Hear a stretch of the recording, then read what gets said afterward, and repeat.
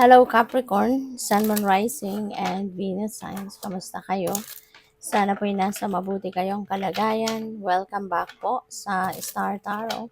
At kung bago kayo rito, welcome din po kayo. Please subscribe, like, share my videos, and leave me a comment kung naka-resonate po kayo. Thank you. So, first card, Capricorn, we have the High Priestess. Ayan. So, si High Priestess, this is about intuition. This is reminding you to follow, to trust, and to listen to your intuition. Kasi yun yung gagabay sa iyo eh. Divine guidance yan. Kaya yun ang magli-lead sa iyo towards the right direction, towards the right decision, towards the right path na dapat mong tahakin, yung ganun. No? At maaring marami ka ngayong mapipick up na guidance from the divine. Yun ang napipick up ko dito. Kaya pay attention to that. We have Four of Pentacles. Ayan, masyado naman siyang hanging on too tight no, sa pera. Baka ganito ngayon ang sitwasyon ng iba sa inyo Capricorn na parang kahit konting sentimo parang ayaw mo munang ilabas or ayaw mong maglabas, diba? Para siguro mayroong pinag-iipunan, no? Kaya parang as much as possible ayaw mong gumastos kasi gusto mo nang maipon yung pera mo para makuha mo na, mabili mo na, magawa mo na kung ano yung pinaghahandaan mo. So, pwedeng ganun. This could also be a reminder para sa iyo no, na i-manage ninyo ng mas maayos ang inyong kaperahan. Hindi masamang mag-save, pero dapat 'di ba, yung mga basic needs natutugunan pa rin, yung mga bills nababayaran pa rin, 'di ba?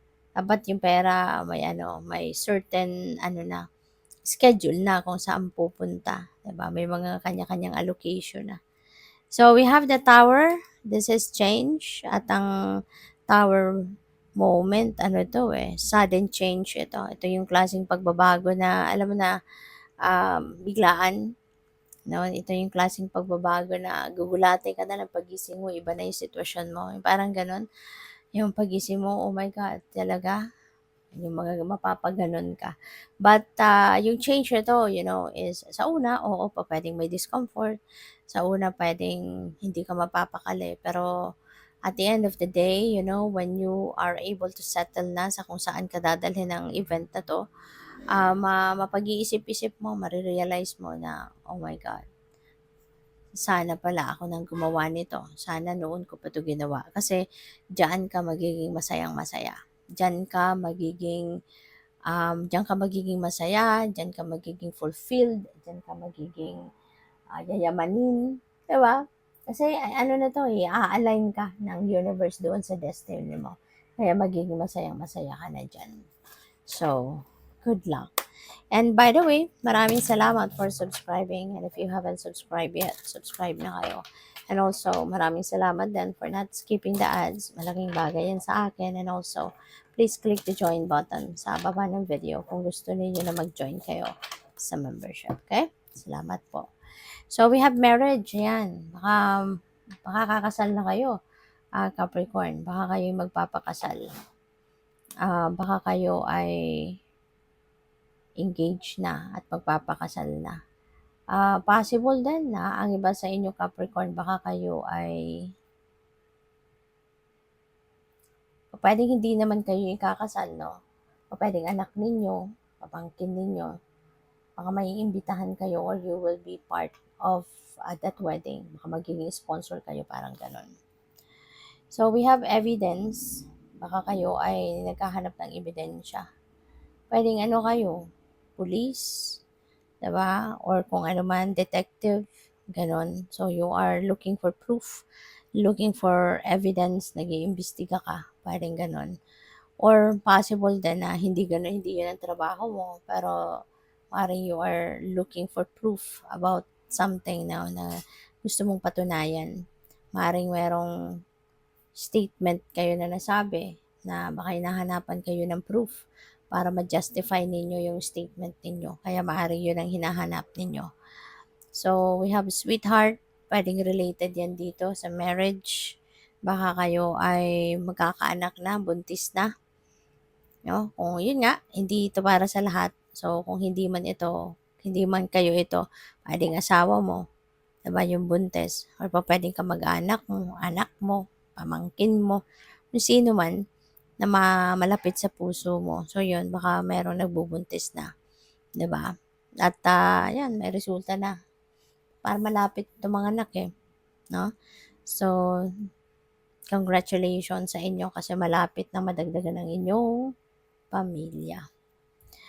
We have memory. May reunion siguro dito. Baka yung reunion na to could be dahil sa kasalang ito or dito sa may mga anak, maaaring uuwi mga kamag-anak ninyo or kayo mismo. Kasi pwedeng hindi nga kayo ito, 'di ba?